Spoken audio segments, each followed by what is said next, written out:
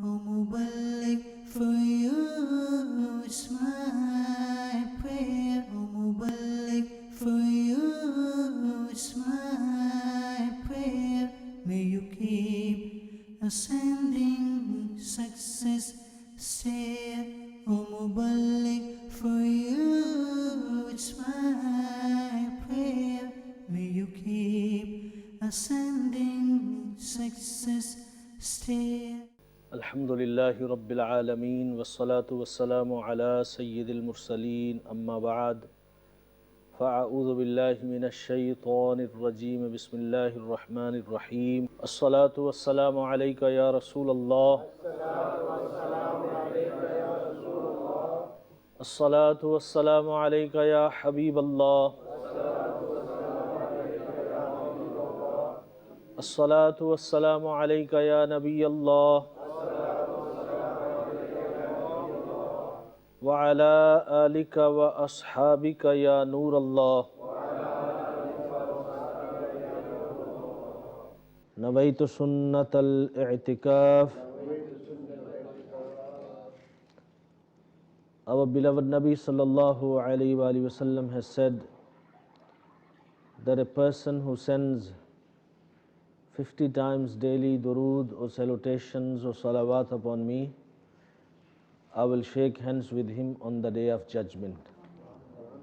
Sallu ala al-Habib sallallahu ta'ala ala Muhammad sallallahu alayhi wa sallam. Salatum wa salaman alayka ya Sayyidi ya Rasulallah. Shaban, Ramadan, Shawwal, Dhi Qa'ad and Dhul Hajj. These 5 months are the season of ibadat of Almighty Allah Azza wa Jal.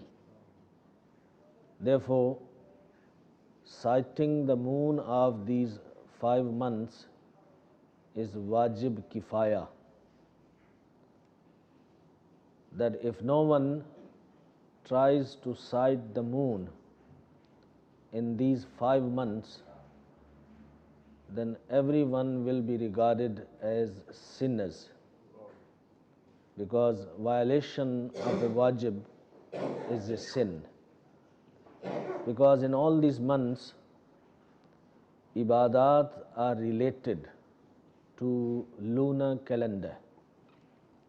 So the first month of all these 5 months in the year has already started. Our beloved Rasul sallallahu alaihi wasallam has said that Shaban is my month and Ramadan is the month of Allah Azza wa Jal.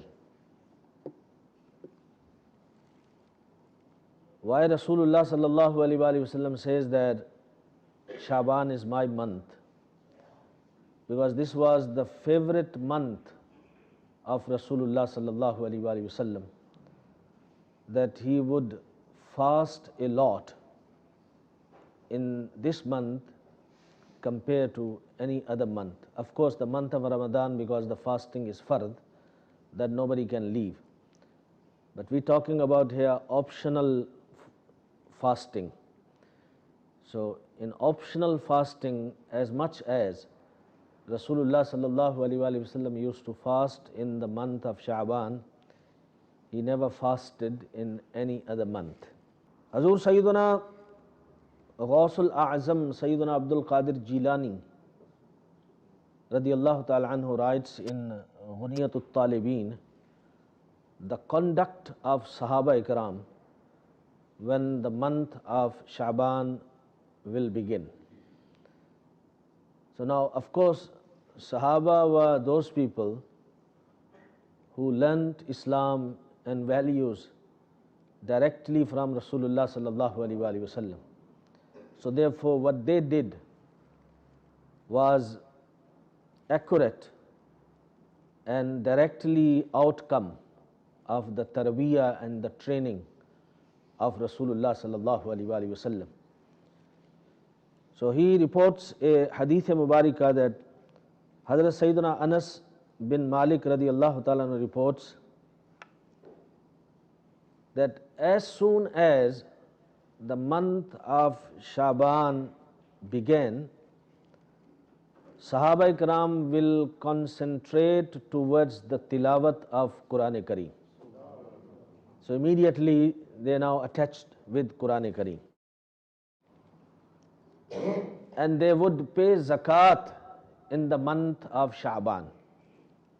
And what was the niyat behind?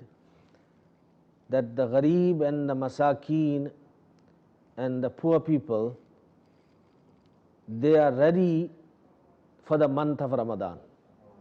Because they got the money now, they are being helped by the rich people through their zakats. So it becomes easy for them to prepare for Sahri and Iftari.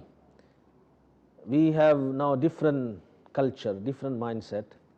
We normally give zakat in Ramadan, we don't give zakat in Sha'ban.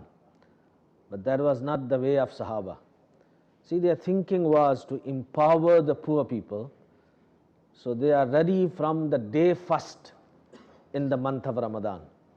So they have enough funds, so they are prepared with this particular ibadat of fasting, and for Sahri and Iftari, there is enough food and other goods which are required in their homes. So this was the way of Sahaba, that they will pay their zakat in the month of Sha'ban. And the rulers had their own conduct. They'll call the prisoners and they'll assess them. If somebody is found guilty, they will punish him. That they want to do before Ramadan. So everybody is set free from their responsibilities. And if any of the prisoners that their case is pending or prolonged, they'll free them. So if they're found guilty, they'll punish them before that. And if they're not found guilty, then they will not prolong them and they'll set them free. This is what the rulers would do. And the business people, they'll pay their debts before the month of Ramadan comes. See, everybody is running towards one direction. Let's free ourselves for Ramadan. So in the month of Ramadan, we don't want to have this issue and that issue and this problem and that problem. We want to be free from everything. So now the business community, of course, you buy things on credit, you give things on credit, you have to take money from someone, or someone has to take money from you. So they used to sort all that out before the month of Ramadan come. If they had to take money from someone, they'll take that money, demand that, sort it out now before the month of Ramadan comes. And if they had to pay someone, they'll pay and clear themselves up. And as soon as the month of Ramadan arrived, means when they sighted the moon of month of Ramadan, they'll make ghusl and they'll come and sit in i'tikaf for the whole month. This is actually a sunnah of the beloved Nabi Sallallahu Alaihi Wasallam, that once Rasulullah Sallallahu Alaihi Wasallam sat whole month of Ramadan in i'tikaf. So at least once in our lifetime, we should practice that sunnah of the beloved Nabi Sallallahu Alaihi Wasallam. Many of us don't even sit for the 10 days. It's actually few people that have done that, but most of the people don't do that. So we should try to make our minds that we will sit for i'tikaf for the whole month if you like, and for the 10 days which is sunnat-e muakkada kifaya, the last 10 days of the month of Sha'ban. So this is the conduct of Sahaba Ikram, how they used to take matters seriously and how they used to start trying and exercising and putting an effort, so they are fully ready physically, mentally, spiritually to welcome the month of Ramadan.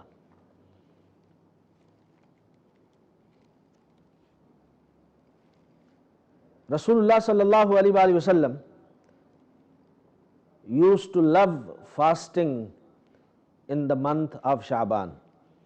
Hazrat Sayyidina Abdullah bin Abi Qais radiyallahu ta'ala reports that he heard Sayyidatuna Ummul Mu'mineen Aisha Siddiqa radiyallahu ta'ala anha saying that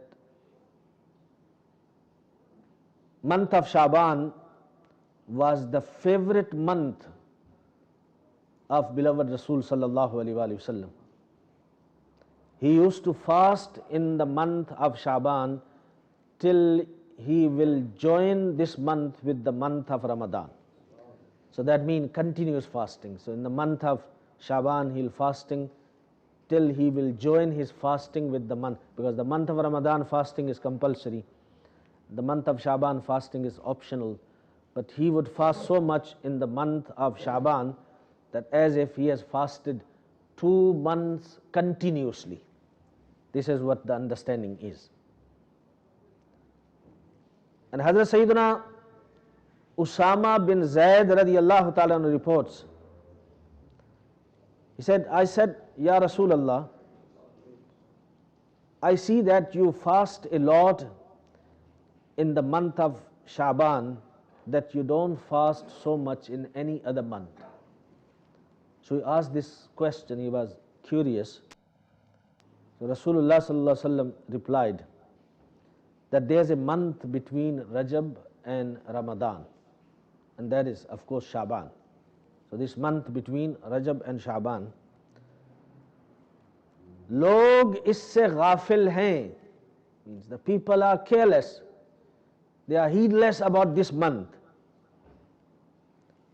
In this month, the deeds of people are lifted and presented in the court of Allah Azza wa Jal.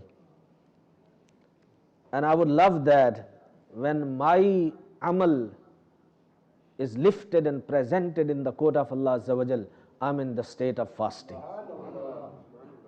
So how beautiful, teaching is, and the thinking is behind this, that because in this month the amal, the deeds are presented, so I want to be in that state that I'm fasting. And you must know that the fasting is one of the best ibadats of Allah subhanahu wa ta'ala, in which there is no room for riyah, there is no room for showing off, because every other action, every other amal is a name of doing something, and fasting is the name of not doing anything.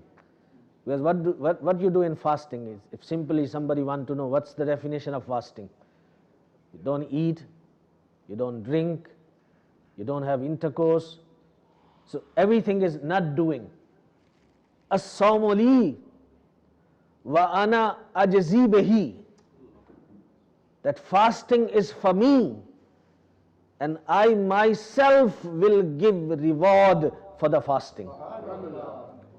Now see, the reward is given by Allah subhanahu wa ta'ala, of course, for every ibadat. But let me give you an example why Allah subhanahu wa ta'ala says that I myself give the reward. Everybody else gets the reward through a system. A system is made, and you achieve something, you get your bonus, you get your reward, you get your salary through a system. But if there is one employee of the government who does exceptionally well, and he makes the government proud, and then maybe sometimes the king says, no, I will not give him reward through the system, I'll give him reward myself. So that way there is honor for that person. That means the king is very happy with that person. So keep that example in mind to understand this Hadith Qudsi, that Allah subhanahu wa ta'ala says, As-sawmu li, fasting is for me. Fasting cannot be for anybody else, because there is no place of showing off. So fasting is for me only. Wa ana ajzi bihi, and to honor that fasting person, I myself will give the reward.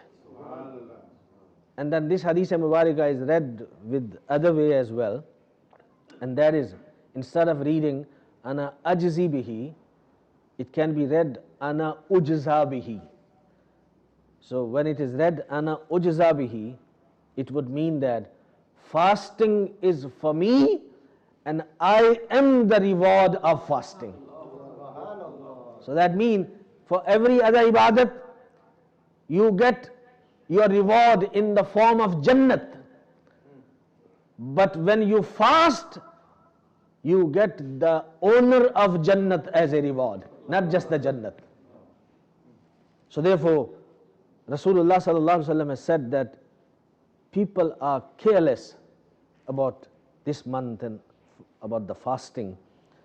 So because the deeds are lifted in the court of Allah Azza wa Jal, and I want that when my deeds are lifted, I'm in the state of fasting. Hazrat Sayyidatuna Aisha Siddiqa radiyallahu ta'ala anha says that Tajdar Risalat sallallahu alaihi wasallam used to fast in the whole month of Sha'ban, completely, beginning to the end. She says that I asked, Ya Rasulullah, is this month very favorite to you than any other month that you fast so much in this month? Rasulullah sallallahu alaihi wasallam replied that all those who are going to die, their names are written in this month. So if my name is written that I'm going to depart from this world, I must be in the state of fasting. So because your name, my name, if we are going to die, in the coming year, then it would be recorded. Because on the night of Barat, all the new taqdeers for the year are given in the hands of angels. So we are going to die, our names would be there. But Rasulullah sallallahu alaihi wasallam gave us mindset that how nice that when your name is written in the list of those who are going to die, you are in the state of roza, in the state of fasting. So Rasulullah sallallahu alaihi wasallam gave that response, that reply to Hazrat Aisha Siddiqa radiyallahu ta'ala anha, that that's the reason that I fast in the whole month of Sha'ban. And then of course, if you start fasting in the month of Sha'ban, you are ready completely to fast in the month of Ramadan. Normally if you start fasting in the month of Ramadan straight away, then many people, they get sick because their bodies are not used to, it would take them a week sometime or even more to get used to the new system. And they're very disturbed and they get ill, they get sick, and then because of that they miss many fasts. If you miss one fast in the month of Ramadan, you can fast the whole life, it can never cover. I mean, you can make qaza, but the sawab of that farz fast in the month of Ramadan is so great that your whole life of fasting cannot be compared with that. So now, if you're not prepared, then this is going to happen. You'll get sick, your tummy is not right, you run to the doctor, and in fact, doctors are most busy in the month of Ramadan because of this disorder that the people have in their eating and in their sleeping and in their getting up. It's a sudden change.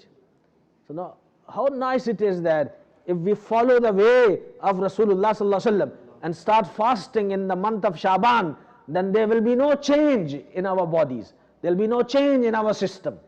There will be no disorder in our sleeping and getting up. It would be normal. And inshallah Azza wa Jal, we will not miss even one roza.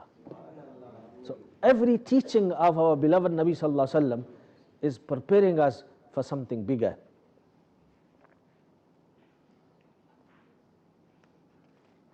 Sallu ala al-Habib sallallahu ta'ala. And then there's one night that is in the month of Shaban.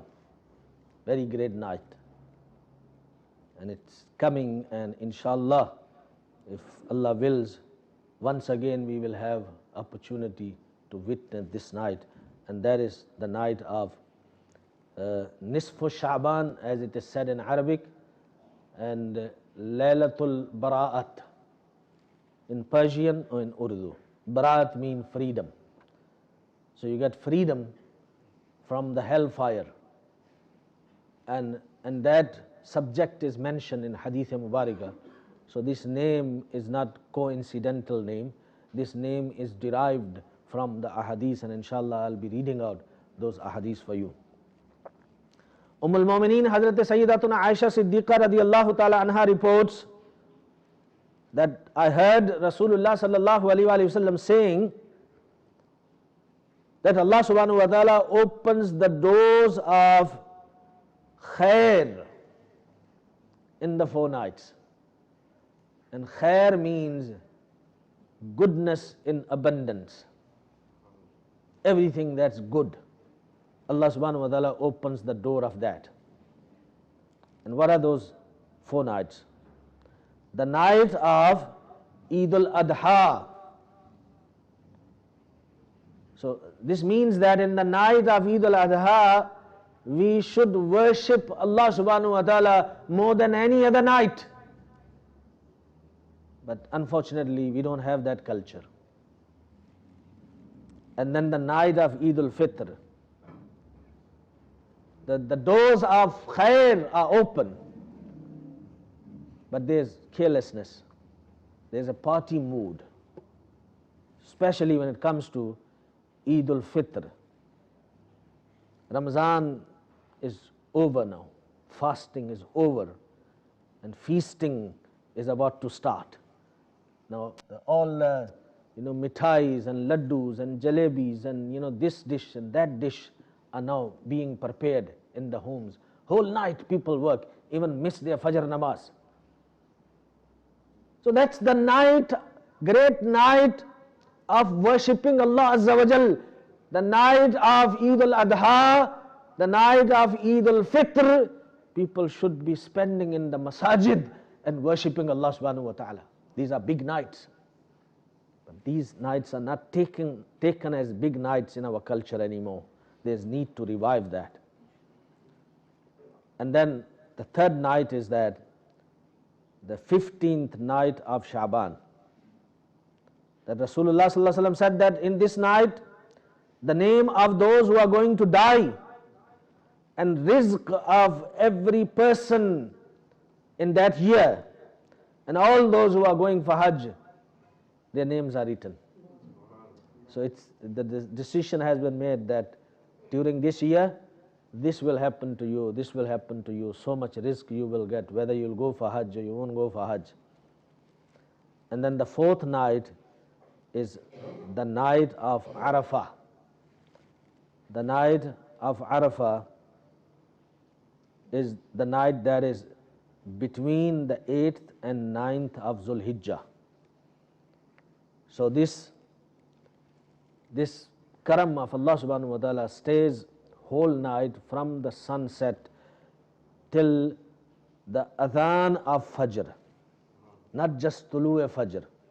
But as mentioned in Hadith Mubarakah, this hadith is in Tafsir Durr Mansur, that up to the adhan of Fajr. So wherever the first adhan happens in your country, in your city, in your area, up to that time, the doors of khairat are open for you.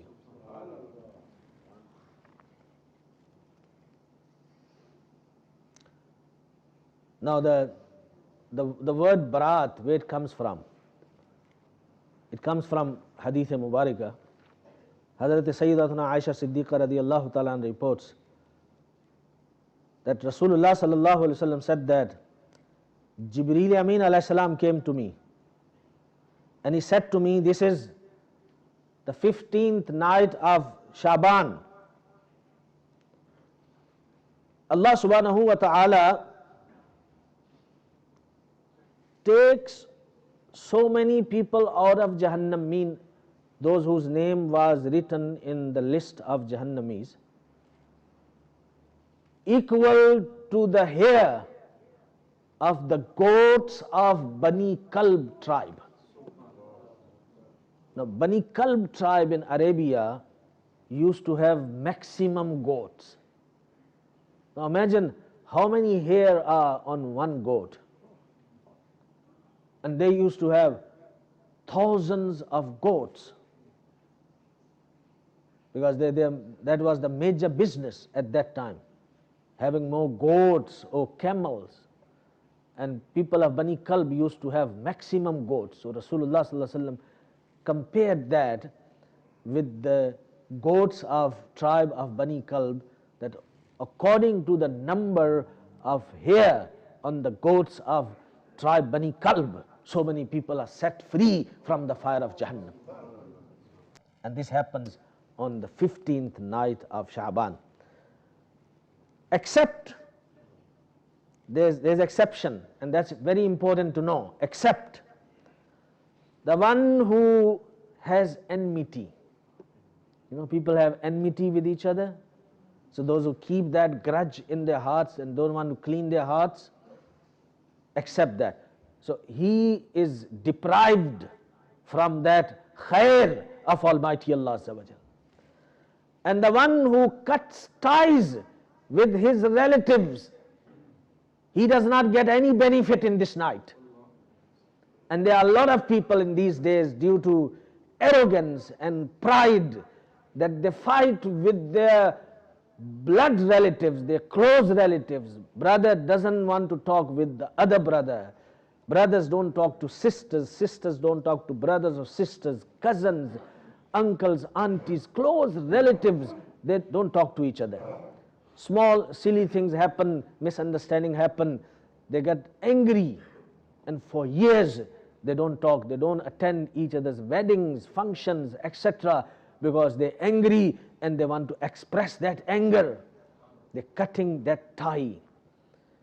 According to Islamic law, we are Muslims, alhamdulillah. We have to follow the divine law of Allah Azza wa Jal. You are not allowed to keep grudge and anger and enmity more than 3 days. If, for example, something happened and you got upset, which is normal, it can happen, you can get angry, you can get upset, or somebody might misbehave towards you, that's possible. But you cannot keep that in your heart more than 3 days. If a Muslim does not talk to another Muslim for 3 days, it becomes haram. So you have to find some ways and some means to reconcile. And this we're talking about generally with normal Muslims. But if you have a relationship, if you have blood ties, if you are family, then it becomes more serious.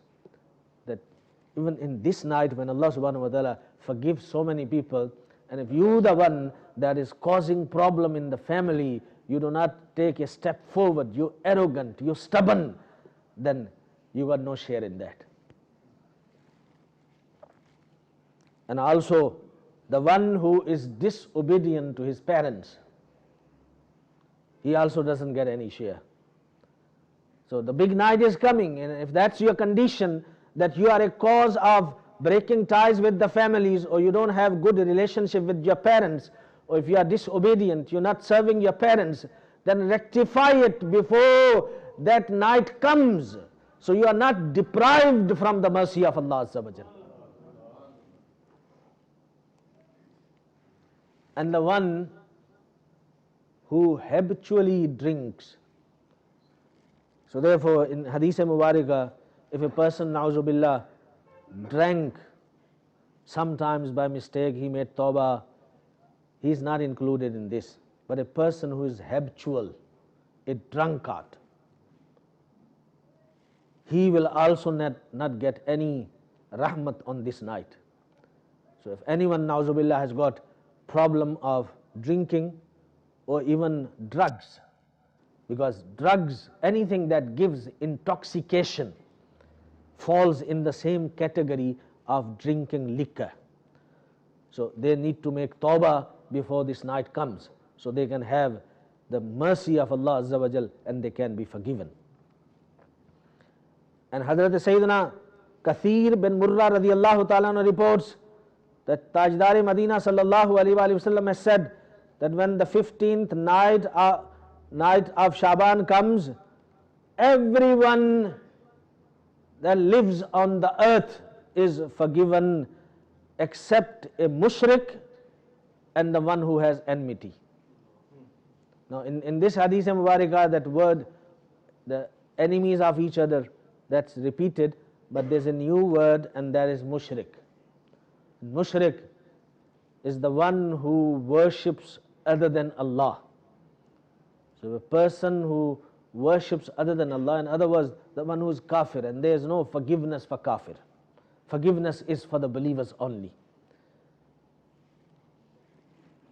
And then in this night, there's something very important, and that is the practice of Salihin, Buzurgani Deen. And what is that practice? That after Maghrib, after the Farz and the Sunnat, reading six rakat nafil. The first 2 rakat is with the niyat that, oh Allah, give me long healthy life while doing good deeds. So with the barakat of that, inshallah you'll get long and healthy life while doing the good deeds. And the second 2 rakat with the intention that, oh Allah Azza wa Jal, save me from calamities. And the niyat for the third 2 rakat is that, oh Allah Azza wa Jal, do not make me muhtaj of anyone, do not make me needy of anyone. I just want to be needy of you. That's it. So these are 6 rakat. This is the practice of Buzurgani Deen and Salihin, that they have seen this benefit and they have passed their spiritual experience to us. So we sinners can also get that benefit. So we make dua that Allah subhanahu wa ta'ala give us tawfiq to practice upon what we have learnt and keep us on the path of truth. And may Allah subhanahu wa ta'ala give us death with iman, and give us tawfiq that in these blessed nights we worship Allah subhanahu wa ta'ala. And if we have any bad habits, and if we are breaking ties with our families, then we must, put an end to that and put our matters and put our things right. Ala Hazrat Imam Ahl Sunnat radiyallahu ta'ala anhu, he used to write letters to his friends of asking them to forgive him. In his work we find that letters that he wrote to his students and to his friends, and asking them that if I have violated any of your right, please forgive me. So this is the way of pious people. So this must not just be a lip service or ritual, as people just say to each other, forgive me, forgive me. I mean, you will be saying to the person, forgive me, who's totally strange to you, and you have not dealt with him at any level. You actually really need to say that to a person that you know that you have a problem. So now, a person that you have a problem, you don't go and tell him forgive me, but you are telling every other person while meeting, please forgive me, please forgive me. Allah knows your intentions. Allah knows that if this is really what you are asking from people, or it's just a ritual or lip service because to fit in the occasion, because everyone else is saying, so let me say as well. So make your niyats, make your minds right from the beginning, that with so and so, A, B, C, D, these people, I have a problem. So I'll make sure that I seek forgiveness from them, inshallah. O Mubarak, for you is my prayer. O Mubarak, for you is my prayer. May you keep ascending success stair. O Mubarak, for you it's my prayer. May you keep ascending